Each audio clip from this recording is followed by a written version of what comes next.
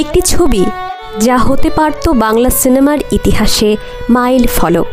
একজন নায়িকা যিনি ছিলেন সবার উপরে, একজন পরিচালক যার নামেই সিনেমা হয়ে ওঠে ক্লাসিক। তবু কেন বানানো হয়নি সেই ছবি? বাংলা সিনেমার ইতিহাসে এমন অনেক গল্প আছে যা তৈরি হয়েছে কিন্তু শেষ পর্যন্ত পর্দায় আসেনি। তবে কিছু গল্প শুধুই গল্প নয়, সেগুলো হয়ে ওঠে কিংবদন্তি।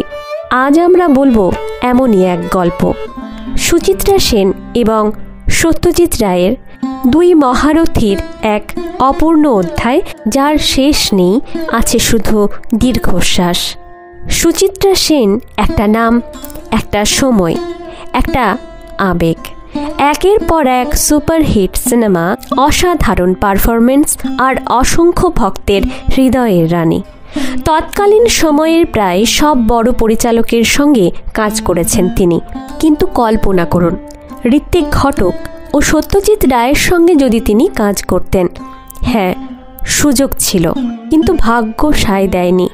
ঋত্বিক ঘটকের রঙের গোলাম এই নামেই শুরু হয়েছিল এক স্বপ্ন। সুচিত্রা সেন ছিলেন সেই ছবির মুখ। শুটিংও শুরু হয়, কিন্তু হঠাৎ করেই বন্ধ হয়ে যায় প্রজেক্টটা। কেন? আজও সেই উত্তর নেই, রহস্য হয়েই রয়ে গেছে। আর সত্যজিৎ রায়, তার দেবী চৌধুরানী, এই ছবির জন্য সুচিত্রা সেন ছিলেন প্রথম পছন্দ। স্ক্রিপ্ট পাঠানো হয়েছিল, তিনি রাজিও হন শুনতে। সব ঠিকঠাক চলছিল, এমন সময় সত্যজিৎ রায় একটা শর্ত দেন। এই ছবির কাজ চলাকালীন আপনি অন্য কোনো ছবিতে কাজ করতে পারবেন না। কারণ তিনি চাইতেন সুচিত্রা সেন পুরোপুরিভাবে ডুবে থাকুন একমাত্র দেবী চৌধুরানীর চরিত্রে, কোনো বাইরের প্রভাব ছাড়া। এই শর্ত শুনে চমকে যান সুচিত্রা সেন।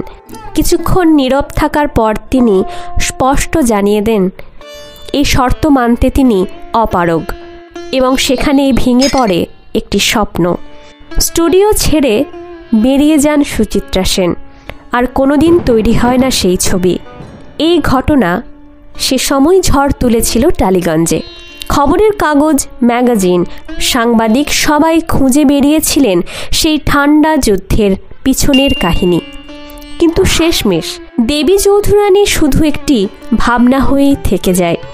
এ যেন দুই কিংবদন্তির মাঝখানে ঝুলে থাকা এক সোনালি স্বপ্ন, যেটার কোনো শুরু নেই, শেষ নেই, শুধু দীর্ঘশ্বাস আছে।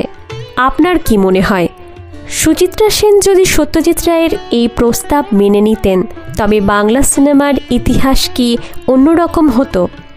কমেন্টে জানান আপনার মতামত। ভিডিও ভালো লাগলে লাইক দিন, চ্যানেলটা সাবস্ক্রাইব করতে ভুলবেন না। দেখা হবে পরের পর্বে নতুন কোনো অজানা গল্প নিয়ে।